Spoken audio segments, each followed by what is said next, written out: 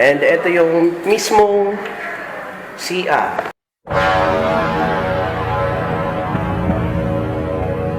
So good day mga Choy. So ngayong araw papunta tayo ngayon ng University of St. Anthony sa Iriga City kasi na-invite tayo para sa newest student space. May mga makakasama rin tayong mga content creator. And check mga Choy, it's already 1:30 na ng hapon. Isang karangalan na maimbitahan tayo sa mga ganitong event. Malapit na tayo sa Mayusan. Sabi ko nga kanina mga Choy na naimbitahan tayo ng University of St. Anthony sa pagbubukas ng kanilang new facility. Pasok na tayo dito sa may gate 3. Let's go. Eto, kita nyo na mga Choy. Dito tayo mismo sa labas nitong The Hub.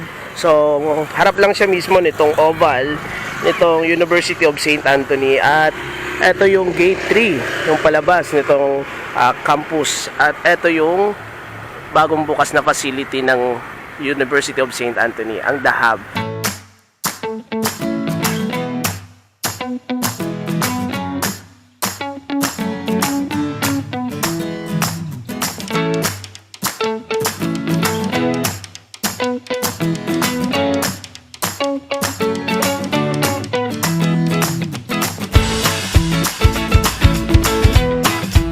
Itong The Hub na to is para sa mga student. So dito sa labas meron pang mga upuan. So hindi lang basta siya upuan kasi magandang klase yung mga ginagamit nilang upuan dito, yung mga furniture, napakaganda. So pagpasok dito sa first floor, ganito kagad yung bubungad, napakaganda. Yo, what's up? Okay, so nandito na tayo sa second floor nitong The Hub. So kung makikita nyo, napakaganda. Yon. So dito sa pwestong ito, tanaw natin yung lawak nitong University of St. Anthony. Napakaraming upuan dito. Ito naman yung kanilang CR. Napakaganda oh.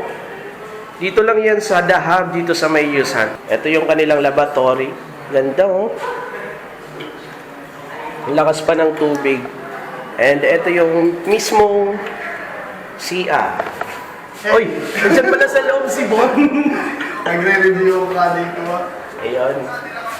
Napakaganda ng kanilang CR, oh. Ayun. Sample. Pag nagkakaudol na ka mo, sabi ka magdudol, medyo makurol ka. Kuha. Talagang mailuluwas namin. So dito pwede yung group. Pwede dito mag-study group. Napakaganda, napakaraming upuan. At kung mapapansin nyo mga Choy, yung klase ng upuan niya ay hindi basta-basta kasi talagang unique yung design ng upuan niya. Napakatibay. And the same din itong upuan dito sa may mataas na table. So, marirelax ka talaga kasi merong patungan ng paa dito. Yun oh. At isa pa sa napansin natin dito mga Choy, itong napakalaking aircon na magiging komportable sa lahat ng mga estudyante na mag-i-study dito sa The Hub. So this time, pasok naman tayo or taas naman tayo sa pinaka third floor. Last floor, third floor tayo. Sir. So ito naman yung kanilang third floor. Grabe oh. Nangangamoy bago pa. Pagpasok mo dito sa third floor, nandito na yung may-ari. Salamat ah! Salamat ah! Ako yung may-ari nito. Kasama pala natin yan si Shin. So, ito yung view na makikita natin dito sa third floor. Ganda oh. At dito din sa third floor, napakaganda ng kanilang upuan. Mayroon pang malambot na kutsyon para komportable yung pag-upo mo.